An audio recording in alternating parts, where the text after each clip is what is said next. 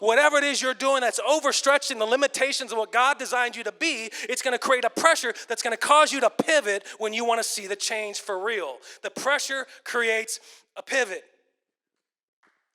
I can preach on this because it happened last night. Jim, we talked about not having our phones. And I lost my phone last night. And we were talking at the serve day like, man, it's so good when the phone breaks and you don't have it, and then you don't have to jump on email and social media every 13 milliseconds in the blink of an eye, bloop, scan, you don't run your brain into the ground and do it. We're so happy we don't have our phones until I actually lost it. I felt like a hypocrite, Jim. I felt like a Pharisee. I wanted my water. God says, hit the rock. So I started looking for this thing. This is about 6 o'clock. I'm going to do everything, Gary, every church order, every email, every event thing. Boom, boom, take away the phone. God, why have you forsaken me? I said, Michelle, it's getting serious. I can't find it. I can't find the mark of the beast. The phone. I can't find it. And so my kids know. They know there's a limit Dad reaches and it becomes serious. It's no more funny, it's serious. I said, guys, find my phone. Somehow they become smarter than me and I'm starting to believe it. So I said, find my phone.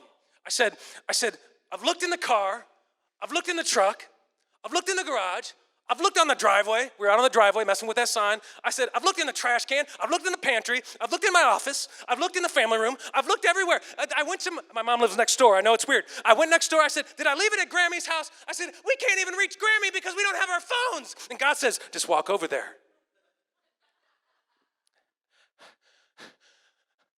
I didn't know that I could walk over there, Mike. It's like 30 feet of grass. In 45-degree weather, Mike. I didn't know I could walk over there. We got to text her. Michelle, text her. Does your phone work, Michelle? Yeah, mine works. Text her. Ask her if my phone is there. God, where is my phone? It's not here. She writes back. I'm starting to panic. Not really, but I was kind of upset. Dear Jesus, please send me my phone. Please, God. Give me this water out here in the wilderness, or just send me back to Egypt. God says, I got a messenger. Dad says, Chloe says, I'll go look in your office again, Dad. Whatever, Chloe. I looked twice. Found it. No, you didn't.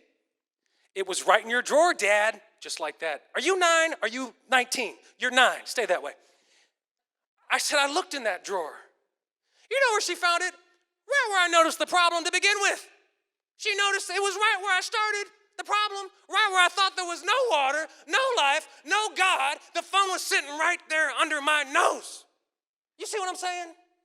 You know, you can miss the rocks right in front of you. The supply is right in front of you, and God will circle you around that mountain or house or office for 40 years until you go back to where you started and realize he was standing there all along.